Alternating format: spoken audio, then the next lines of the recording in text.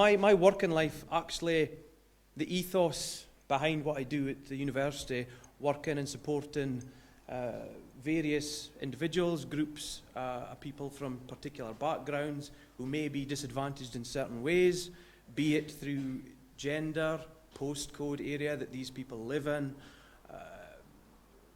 care leavers, or care experienced individuals, all sorts of people.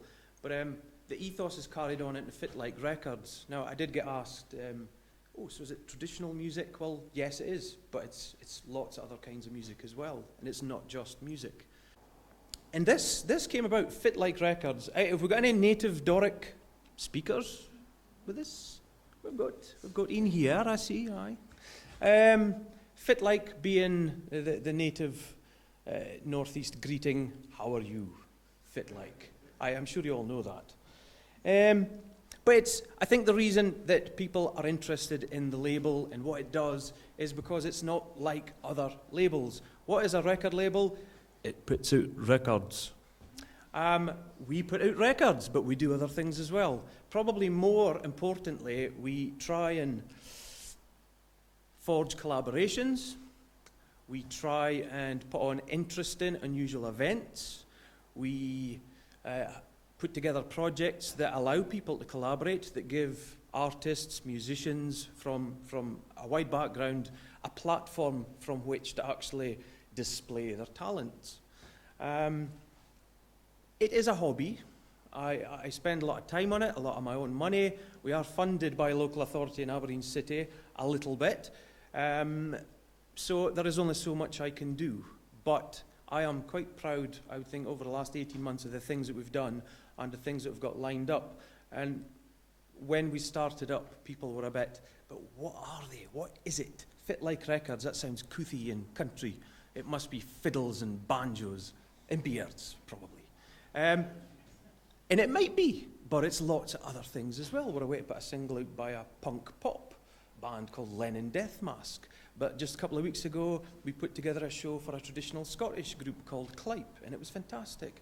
So, Fit is Fit Like Records, i.e. what? Independent label, celebrates regional contemporary culture by bringing together aspects of the arts.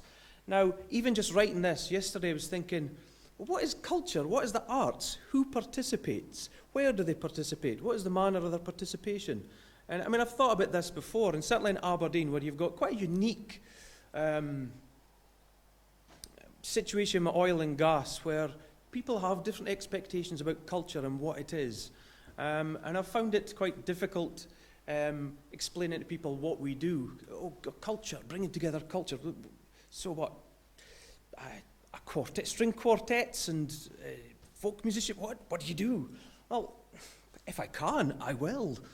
And I'll give you some examples of kind of things that I've tried to do. But really, this started a couple of years ago. I played under my own name as a musician called C.S. Buchan. It's my initials. It's quite smart, really. And we had an album launch at a place called the Advocates Library, and everybody was like, wow, where's Advocates Library? Well, it's right in the centre of Aberdeen, and you can hire it. But how did you get it? I hired it. And it's a really lovely, lovely venue, as is this. But nobody knows about it, nobody uses it. Oil companies tend to hire it out for string quartets, for visitors, and such like. And I asked them, they allowed me to use it, and it was a beautiful setting. And at one point, I think we had about 12 musicians on stage, because I have a wide network of friends who are involved in music, all very talented in their own right, as musicians, singers, songwriters. And on the night, as it just so happened, it was like, hey, let's showcase everybody's talent. Everybody gets a couple of songs, but with the same band. So there was a bit of a revolving door of musicians, but generally it was just core musicians playing different people's songs. And at the end, folk were like, wow, I've never seen anything like this. Amazing. Wouldn't it be good if there was something like this more regularly? And I thought, yes, it would be great if there was something that as a platform allows people to approach us and say, I've got an idea, can I work with you guys? And, you know, we can say yes, because there's this thing coming up, and there's a project, there's an event, anything coming up, yes, you might be able to slot in here. It doesn't matter what your genre is. And it seems to be working. Now, I know it's maybe a bit arrogant to say trying to bring together the strands of culture in the Northeast. That's a mighty, arrogant claim. And I'm not there, and I haven't set out to do that.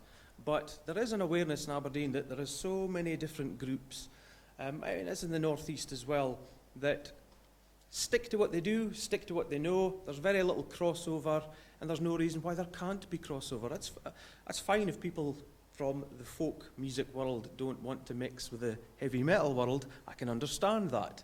But at the same time, we are offering a platform for people to come to us where they can have an opportunity, not necessarily to work with Sludge Killer from the band Death Thirst, but perhaps to work with some other people in some other capacity. It could be in graphic design, it doesn't have to be music.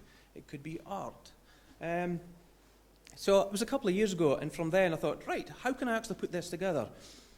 Well, a label, I suppose, a record label would be a starting point. And let's face it, anybody could start a record label. You can, it's easy. Folk are like, wow, cool, you've got a label, yeah, anybody could do it. I've had to do it properly and set it up as a company, so it's a wee bit more complex than that. But I thought it would be quite useful. Yesterday I was rooting about in my files on the computer, and I found an interview I did with myself. And I don't know why, and I don't remember it, and I don't know what I used it for, but I'd obviously written it round about the time that I had started this up. And I thought it'd be quite a good starting point. A neep. If I was to call you a neep, sir, I would be calling you a silly person in case you didn't know that. You're not a neep, just saying. I'm the neep. A neep can set up a record label, that's for sure. So, my interview. Fit like? Nae bad. Yourself? Chavanawa, ken fit like? I believe you're an independent record label. Why Fit Like Records? That's right. Fit like is a common gesture used in the Northeast Scottish dialect called Doric, and essentially means, how are you? Despite the Doric reference, the intention is not to exclusively work in the medium of Doric, nor do I claim to be an expert in the dialect. I grew up in Fraserburgh in a Doric-speaking family. I still speak Doric with my pals.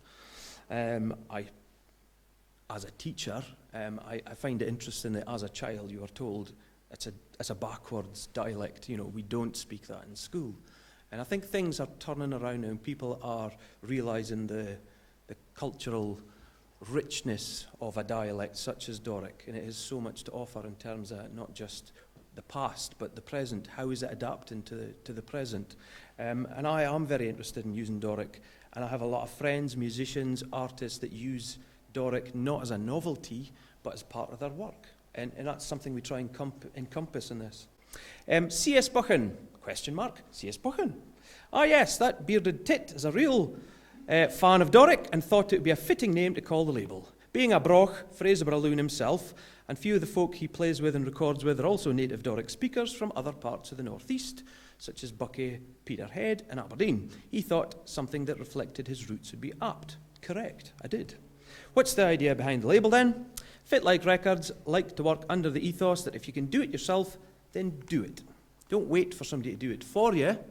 Don't say, well, I don't have that skill, I simply cannot do it.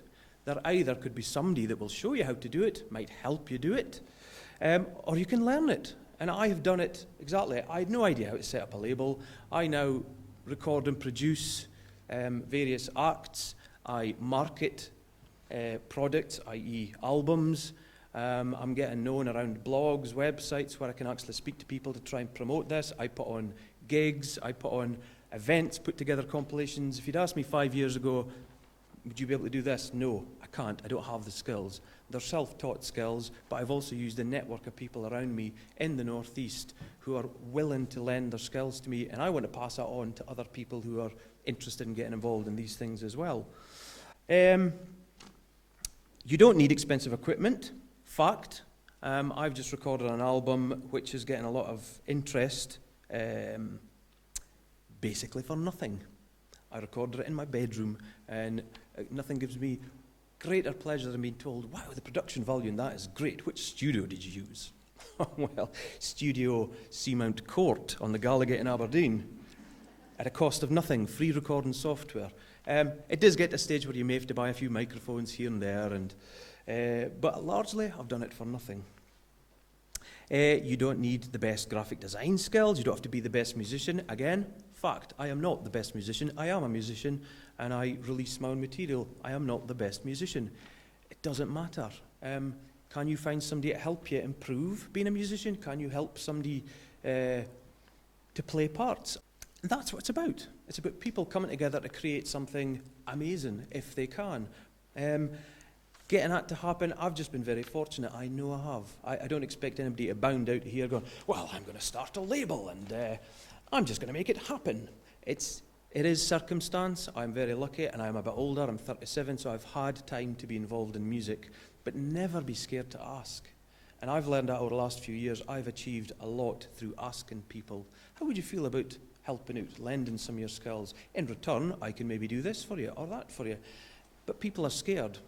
And I'll tell you, I've started attending, I live in the Gallowgate in Aberdeen, right in the centre, and across is the Blue Lamp. Has anybody heard of the Blue Lamp? The Lampy? Yes. It's probably the best known venue in Aberdeen City for blues, jazz and folk music, and that's where Aberdeen Folk Club meet. Now, I've lived across the road from that bar for 13 years, and I've walked past so many times and been intimidated by the wonderful music coming out. And I don't have any friends really into folk music, so I couldn't go in. And it wasn't until recently that I had a project, and I was trying to get a crossover project between folk musicians and indie pop music. How can we get this together? Started hanging out with this guy who took me into the Blue Lamp, and what an experience. I've met so many people. And all of that time, I was too scared and intimidated to go in. Obviously, it's not for me. I'm not into folk music. No, I can't go into that. And I'm so glad. I can't believe it took me 13 years. If you want to achieve something, you can. Ask people. If they say no, fine. Find somebody else. So, start up in a blaze of glory, then completely disappear after a very short while. That was a couple of years ago. I wouldn't say that now, but hopefully not. It's really just about bringing people together in our little corner of Scotland and being nice to each other, important, and hopefully making some amazing art. There is a collective of super creative and talented people that share common strands of thought, and the idea is to bring the strands together and help each other out. Absolutely, that is what it's about. Being nice. I know that part of the sessions that we do at the university is about professionalism, and a key part of that, without wanting to be patronising to you or anybody when I go out and speak in schools, is being nice. People underestimate the power of being nice and what it can do for you and what other people will do for you with being nice. It's not patronising to say that at all, because I've found it over the last few years that genuinely being nice and taking an interest in other people pays off. You get so much back for genuinely being nice. You will have a massive roster of artists then. No. Not yet. Give us a chance. Here's some of the venues that we've played in. This one in the middle here, Lighthouse Museum. The Scottish Lighthouse Museum. We played there a couple of times, and I've brought a few people. It's in Fraserburgh. An amazing, unique venue. We can see the bottom left, we've got the cathedral. Top left, we've got Robert Gordon University, an old part of the campus, which is part of the architecture school. We put on an event there. But we're looking all the time, like, where can we take culture, music, art? And it's not just about music, I should say. It is about the art as well. We use visual artists at the gigs as well to make it more interesting. This is some of the projects that we've done over the last year. The one in the middle, this is where I was speaking about bringing people together and where people were a bit, I don't know if this is for me. Dear Aberdeen was an idea where I asked musicians from a wide range. Now, I did involve metal, electronic music, folk music, pop, indie, all sorts. And I invited local musicians to find a letter. I said, do you have a letter that was written to or from Aberdeen at any point, any theme? And I want you to record this letter as spoken word and create a piece of music around it. And sadly, I got 0 females. I wanted this to be a very inclusive project. I had a very narrow field of musicians, mostly who knew me already and thought, yeah, he's okay, I can do this thing. Other people were just unsure, and it made me a little bit sad. Female musicians, not interested. I guess they were just like, but what is this? The I asked 2 metal bands. No.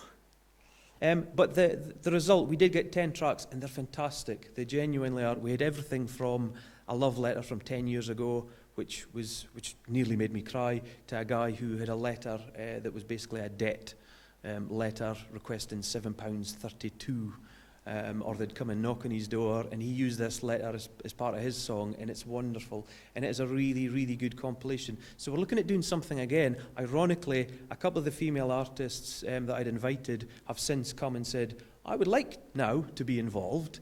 So, oh, yes.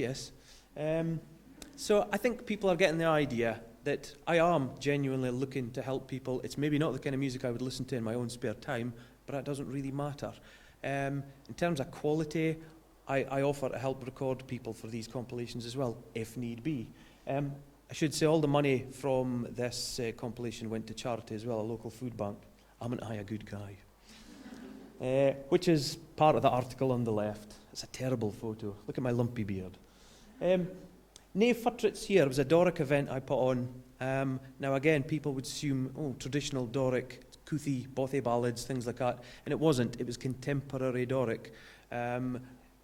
I use Doric in some of my music. And there was a lot of older people come along expecting Bothy ballads. It didn't happen, but they were pleasantly surprised. Like, it's not Scotland what? It's not comedy. They're not taking the mickey out of Doric. It's a real thing that people are actually still using. Clype is a traditional Scottish outfit that we put a couple of bands from the label together with at their album launch, genuinely just to get an audience crossover. And it's one of those things where I could see half the audience sitting at the front, quietly, patiently, respectfully, listening to the music, and the ones at the back with the tattoos and the beards, which I think was the indie pop crowd, being a bit noisy. So it was an experiment. We got them in together.